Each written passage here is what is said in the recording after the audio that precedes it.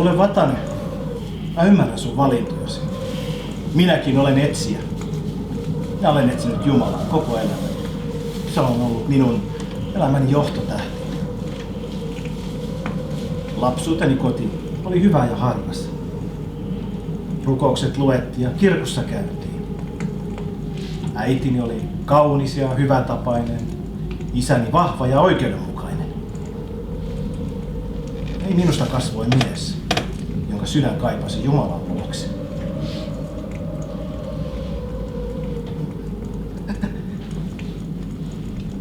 Minusta toivottiin pappia, ja minä pidin sitä hyvänä ajatuksena. Ja niinpä ylioppilaaksi tuloni jälkeen menin Helsingin yliopistoon lukemaan teologiaa.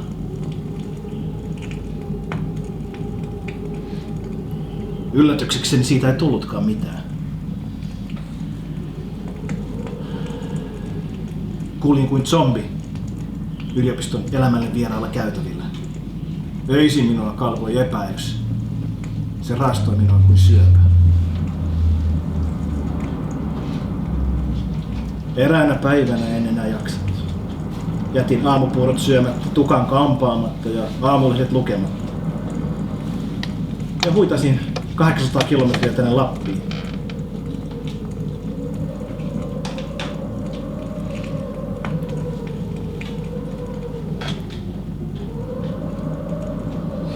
Muutin yhden juopon apteekkarin homeisen rantamökkiin vuodeksi. Ei siitä tullut mitään. Etsin vielä vapaita suuntia, viidesläisyyttä, lestadiolaisuutta, hinduhommat, joogajutut. Ei löytynyt janoiselle sielulle kotia mistään.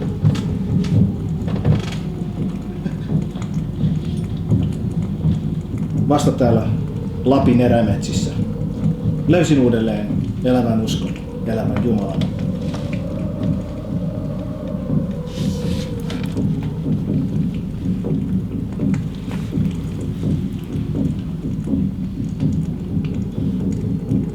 Kuule Vatanen, myy mulle tuo jänis. Saat siitä 5 euroa. Häh? 7, 10. Ei oo paha hinta. 20. En. Hyvä on. 50 euroa. Ei se ole kaupan. 100. 200 euroa. Mikä helvetin hiippari sinä olet? Ala mennä jo! 500 euroa! Mene!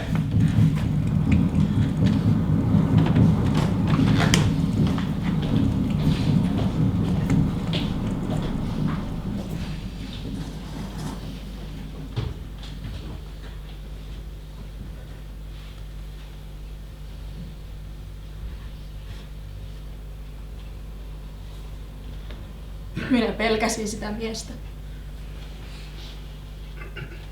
Sinä tiesit, että minä pelkäsin sitä miestä. Sinä näit, miten se tuijotti minua koko ajan. Koko ajan. Mutta sinä vaan kuuntelit sen juttuja. Nauroit sen vitseille ja joit sen kanssa kahvia. Vasta kun se tarjosi minusta rahaa, sinä ajoit sen pois. Seuraavana päivänä sinä lähdit metsään puita tekemään ja jätit minut tänne kämpille yksin. Miksi? Se mies tuli takaisin.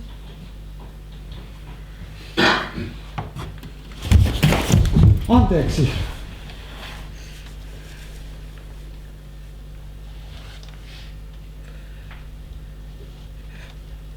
Kun sinä olit poissa, minä kuulin, kuinka se alkoi huudella minua.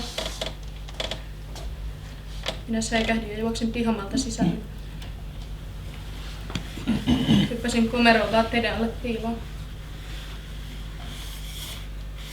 Minä kuuntelin, kuinka se kolisteli tuvassa. Huhuili. Kutsui minua nimeltä. Minä makasin ihan hiljaa ja minä pelkäsin. Lopulta se avasi komeron oven. Minä kyyristyin niin pieneksi kuin vain osasin ja Yritin olla hengittämättä. Mutta ihan turhaan. Se löysi minut. Se nosti minut korvista ylös ja katsoi minua hymyilleen silmiin. Mitä sitten tapahtui? Se sitoi minun jalat tiukasti narulla yhteen ja pisti minut reppuunsa. Tuli aivan pimeää. Minä en tiennyt, minne me olimme menossa tai mitä se mies minusta oikein tahtoi. Mies käveli pitkään, minä vain kyydin sen repussa. Lopulta mies avasi reppuunsa ja nosti minut takaisin päivänvaloon. Aurinko häikäisi kaiken sen pimeyden jälkeen ja minun silmiini sattui. Olimme tunturin huipulla, jossa oli iso kivi. Kiven kyljessä oli kuivunutta verta ja maassa sen ympärillä luita. Mies sitoi minut siihen kiveen tiukasti kiinni ja otti ison veitsen ja alkoi laulaa itsekseen jotain outoa laulua. Minä ymmärsin, että se halusi tappaa minut. Uhrata. Valuttaa vereni. Onneksi sinä tulit ja ajoit miehen pois.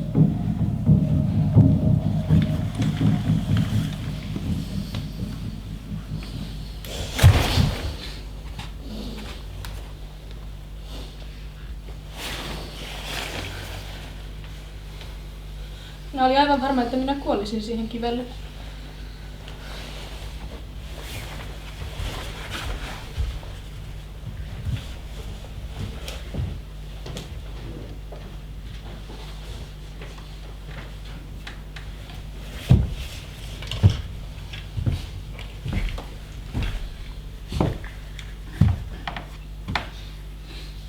Sen jälkeen osti itselleni aseen. Jos jotain vastaavaa vielä tapahtuisi, niin minä ammun. Matti, hei, älä nyt jaksa, hei. Kyllä sä tiedät mitä... Joo, kyllä sä tiedät, hei. Niin. Että me ollaan bisnesmiehiä tässä, joo, hei. Että kyllä sä tiedät, jos mä sanon, että mä myyn Kekkoselle hiussaliin, niin sit mä myysytän, niin. Ja.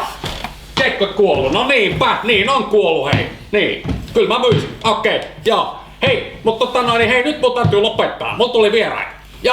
Okei. Mitä hei? Onpa todellakin hei yllätys nähdä teidät täällä. Mikäs teidät tänne tuonut? Tänne Kairaan. Niin, ja sua kans tietysti. Mitä?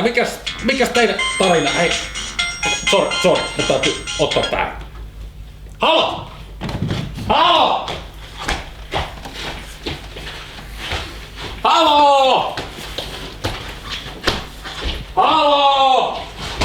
Se ketään? Taas ei täällä toimi, hei. Mitä? Ei Mitä? Että tää Kairas mikään toimi, ei. Katso nyt niinku kenttätkään ja muuta. Ja sit mulla on tämmönen vielä suoraan tekniikan museosta mihin. Katso nyt te. Niin. Joo, naura vaan, hei. Niin. Ei tässä on niinku mitään. Hei, onks sulla puhelin? No ei ole. Mitä? Sulla on puhelinta? Eli sä oot niinku rauhaa etsimässä täällä niinkään. No hei, sit on tullut aivan oikeeseen paikkaan. Nimittäin tää todellakin sitä rauhaa löytyy. Ja toit mennä kuukauskin niin, et sä näet todellakaan ketään. Ja toki tohon tunturin juurelle on kyllä toi laille on meinannut toi Elisa kyllä tommoista jotain niinku, tietsä mastuu pykätä. Niinku, sit vois meikä puhelinkin alkaa ehtoa. Mitä hei? Jätkälähän on todellakin asia reppu, hei! Missä tän oot saa, hei? Paljon maksuu? Nää ei tarvitse paljastaa liikesalaisuuksia. Tää ei oo se mikä akkujen käsilaukku, vaan tää on todellakin reppu, hei! Hei, mä teen semmosen snadin rundin tän kanssa tuon. Joo. Sai sovittu erään puuntekokuorman. Oli tosi Kairassa, Itä-Lapissa, lähellä Venäjän rajaa. Päivällä tiellä oli 15 kilometriä ja kauppa-autolle 20. Ajateltiin, että siellä saataisi olla jäniksen kanssa rauhassa. No ensimmäiset kuukaudet menikin sitten ihan hyvin. Ei risti sielua missään. Mutta sitten tuli tämä. Se tuli eräänä räntäsateisena iltana. Riivet märkinä se valitteli ja itkeskeli. Helvetti mikä elukka. Korppi! Kaikesta näki, ettei tuo eläin ollut elänyt viime aikoina kovinkaan hyvää elämää. Jaaha, tehdäs pikku inventaario. Mitäs sun löytyy täältä?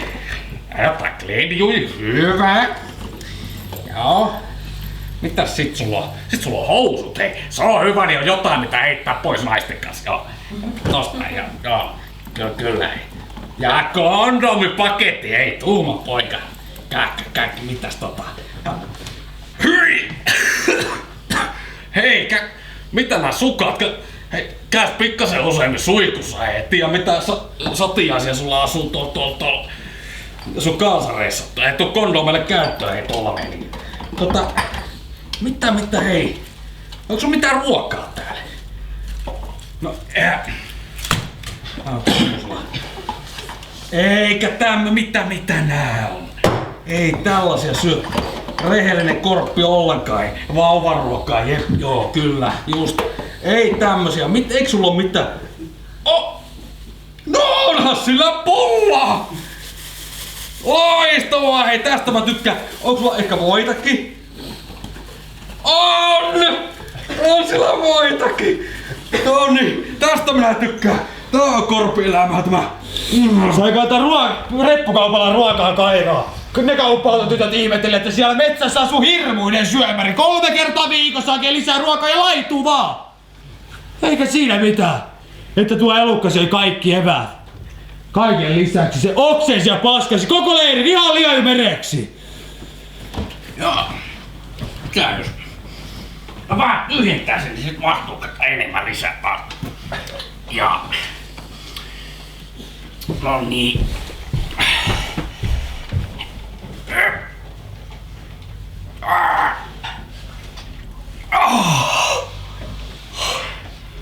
Kyllä se vaan edes nalisti helpottaa.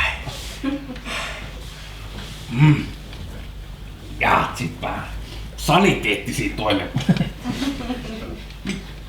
Mitä? Hei kaverit! Mitä vessapaperia tää mukaan on? Ja tää on nyt tämmöstä perseen repivää hirveetä hiekkapaperia. En mä hei tollaista karseita kamaa rupea käyttää. Pitää olla valkastua pehmeitä 2-kerroksista emboa. Ja mitä nää ruuatkin on, mitä te mulle tuotte? Kasviksia, riisiä, purjosipulia, mitä? Hyi saatana, ei nyt tuommoista niinku lihaa se olla pitää. Rasvasta, paksua, tirisevää piiriä. Veristä oikein. Jos seuraavaa kauppareissussa sulla ostinkin sitten ison lihapurki. Leikkasi sen kanteen ristin muotoiseen aukkoon. Mitä tää äijä duunaa? Onko selän takana jotain diilaa tää? Tässä on joku lihanomaisysteemi. Taitoin niitä sakaroita hiukan alaspäin, että liha näkyy ja tuoksuu. Ja laitoin se kannonnokkaa odottamaan. Sitten itse meni sivummaksi katsomaan mitä tuleman piti.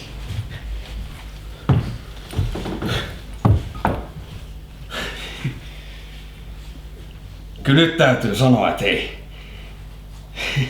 This one goes to 11 points to Vatan.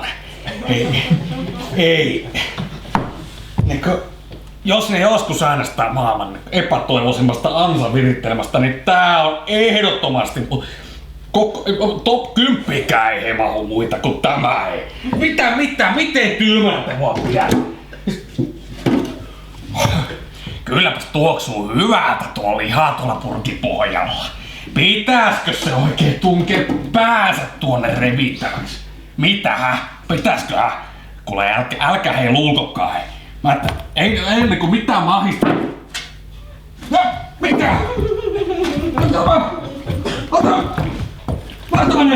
Ota pois tämä! Ota pois mun päästä hei! Ei tää on kiva enää hei! Tää on vapauden riistoa! Euroopassa vapauden riistoa Suomessa! Tästä lähtee reklamaatiot EUlle ja Australialle ja Venäjälle ja Natolle ja kaikille! Ne kun tulee yhteensä, niin polttaa koko Lappeenrannan palvilla paskaksi! Siinähän Ratsin kanssa! Tiedät mä oon hei särkäkundi! Mulla on pikkasen suhteet, mä tiedän! Mulla on suhteita nuoruudesta aika monen lusia reitoa, hei! Ne kun tulee lusiilta sydämen rinnasta! Et selviää! Korppi huusi peltipurkki päässä suurinta hätäänsä. Koko kaira raikui kohtalon tuntuista raakunaa ja raivoa. Suuntalaista menettäjänä ja siikoili pitkin puita ja lopulta tippui maahan. Verisenä se raahaisi veristä ruunneltua ruumista eteenpäin. Satoi räntää. Talvi oli tulossa. Minä pisti aseeni sitä kitisenä purkkia vasten ja ammuin.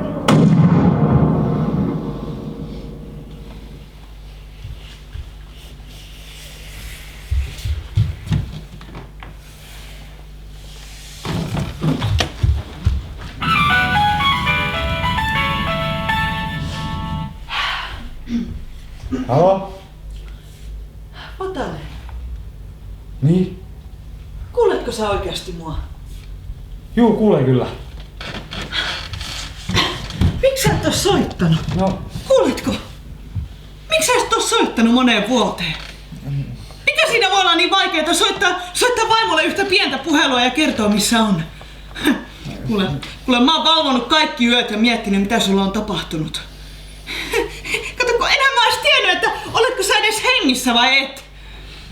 Sun työkaverit muuten sanoi, että sä vaan katosit yhtäkkiä jonnekin metsään. no en ole soitellut. No miksi et ole? No heitin puhelimen metsään. Mitä? Niin että heitin puhelimen metsään. Siis sä heitit sen sun uuden Samsungin videopuhelimen metsään, niinkö? Niin. Oi herran jumala. Mikä se oikein vaivaa, hyvä mies? Tai niinkö, mikä ihme Tartsani sä oikein kuvittelet olevassa siellä metsässä? Kuule, mä kerron sulle. Täällä kotona vaan laskupino pöydällä kasvaa. Naapurikko kyselee, että missä se teidän mies on, kun ei oo taloyhtiön kokouksissa näkynyt. Niin ja se sun pomo, se soittaa sen 100 kertaa päivässä ja kyselee sun peräs. Kuule multa alkaa vähitellen olla kaikki valheet ja loppuja. Jo enää mä edes halua vastata siihen puhelimeen, koska mitä mä silloin oikein sanoo? Vatanen, kuuletko sä mua? Okei, no missä sä nyt oot? No mä olen tässä. No missä helvetin tässä? No tässä metsässä.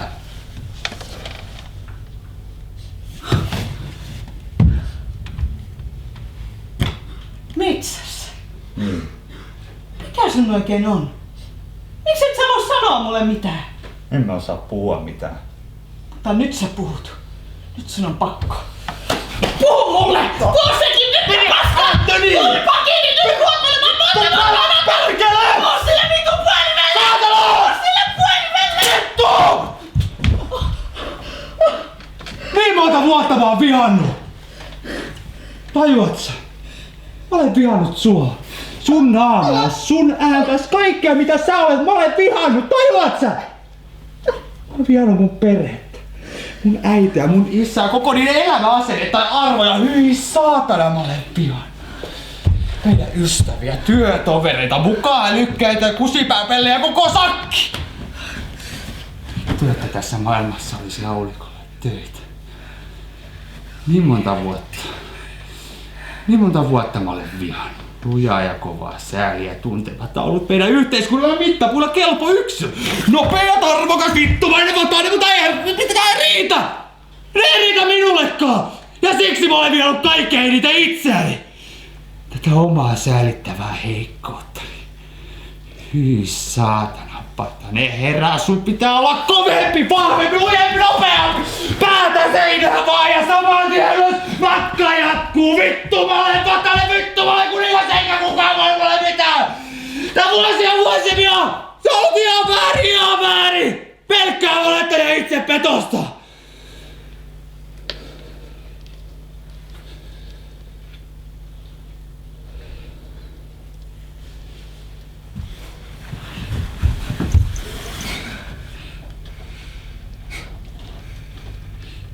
Ja totuus on kuitenkin se, että mä oon oikeasti pehmeä mies. Ihan villatossu koko jätkä.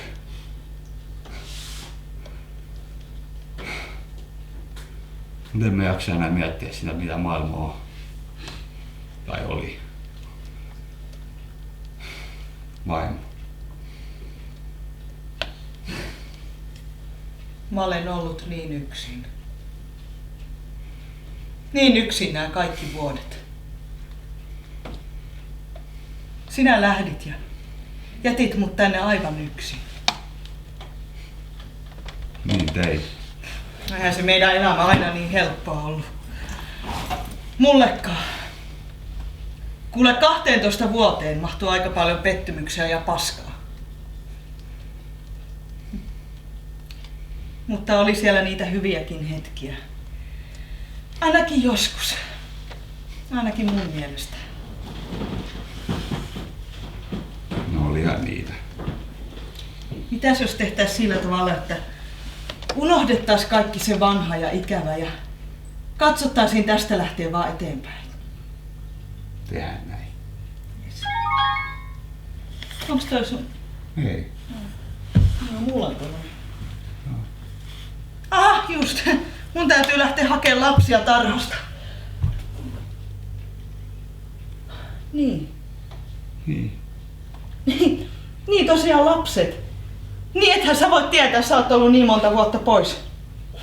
Kato, mä menin tossa 5 vuotta sitten uudestaan naimisiin ja löysin työpaikalta semmoisen mukavan ja rauhallisen ja turvallisen miehen. Ja nyt meillä on sitten jo 2 lasta.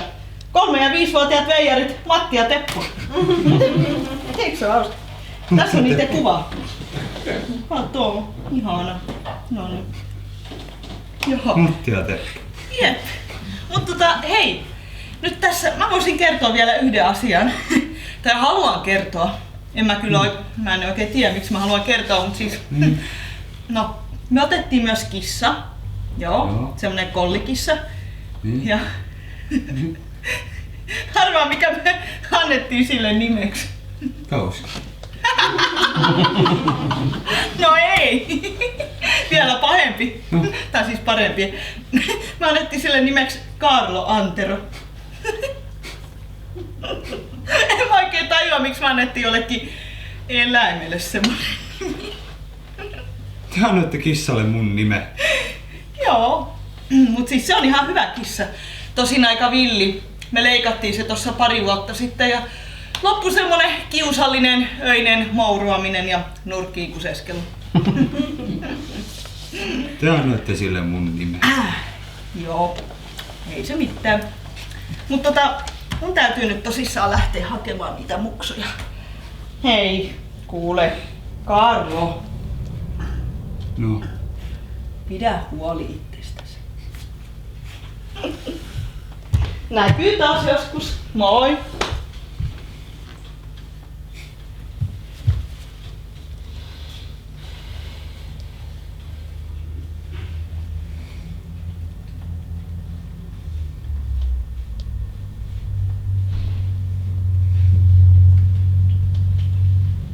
Vastu mulla kylmä ken.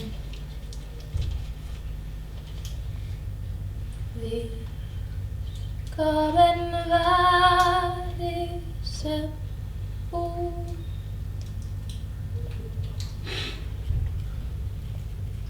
Vastu mua kylmä ken.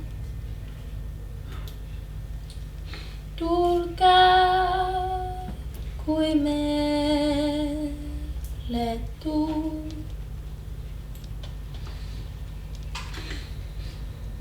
Mantli mä vaatan ja lähen. Voi olla yleisyyden.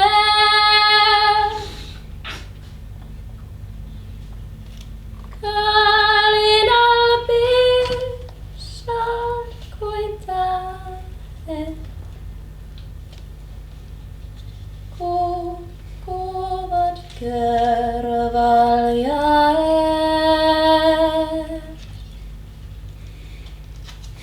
La la la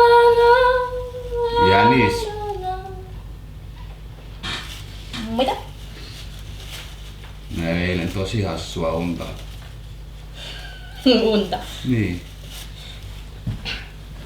Mikä uni? Uni.